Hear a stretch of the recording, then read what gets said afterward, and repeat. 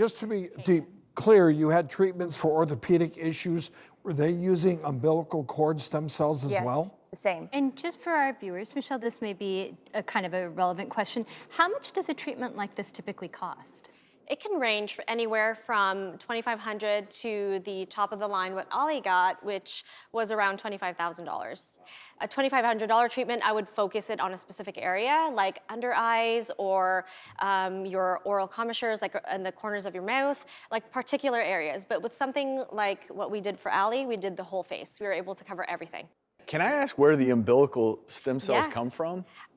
The umbilical stem cells come from donated umbilical cords of full-term healthy deliveries, either C-section or vaginal delivery. There's no DNA transfer, and they're basically from the umbilical cord, and they're not from embryonic tissue or things like that, but they are from the Wharton's jelly in the umbilical cord, which are scientifically proven to be the richest form of stem cells. Mesenchymal stem cells are those stem cells that what's unique about them is that when they don't know what they want to be yet until the recipient receives them.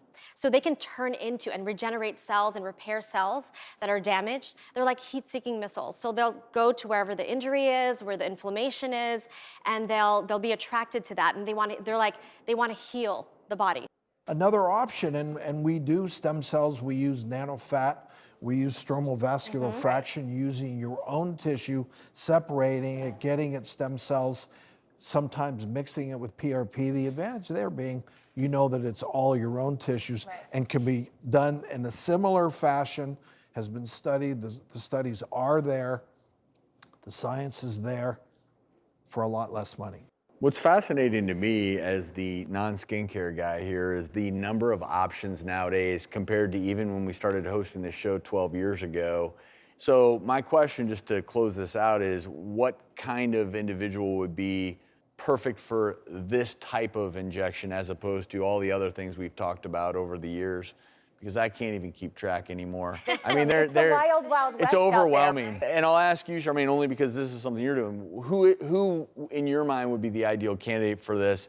Obviously more expensive, so there's that element. But as opposed to maybe some of the more tried and true methods. Well, for facial rejuvenation, I think that anybody that's looking for something more natural. With stem cells, you get nutrition, actual nutrition for your skin.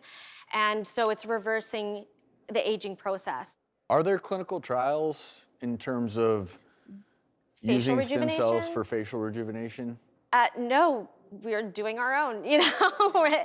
It's just the feedback that we're getting from our patients, you know. We always go by that. I think stem cells are so very exciting. Fascinating. I will Me acknowledge, too. I would love to see more hardcore clinical data. And it's funny because we're doing this segment following the segment before, talking about some of the clinical trials with gene editing, and there's just so much happening right now. But I unequivocally believe that the potential for stem cells is so high. Clearly a new use for it. You look great. Thank you. And the only thing I would say to viewers out there is, if you're going to use any treatment like this that is new, and I'll even say experimental, just be very careful. Make sure you're going to someone who knows exactly what they're doing, because a lot of times with newer treatments, and you would even acknowledge this, I mean, people promise the moon and the stars, and a treatment like this that's so expensive, you may not even know what they're injecting you with. You go to the wrong place, so just be very cautious, do your research.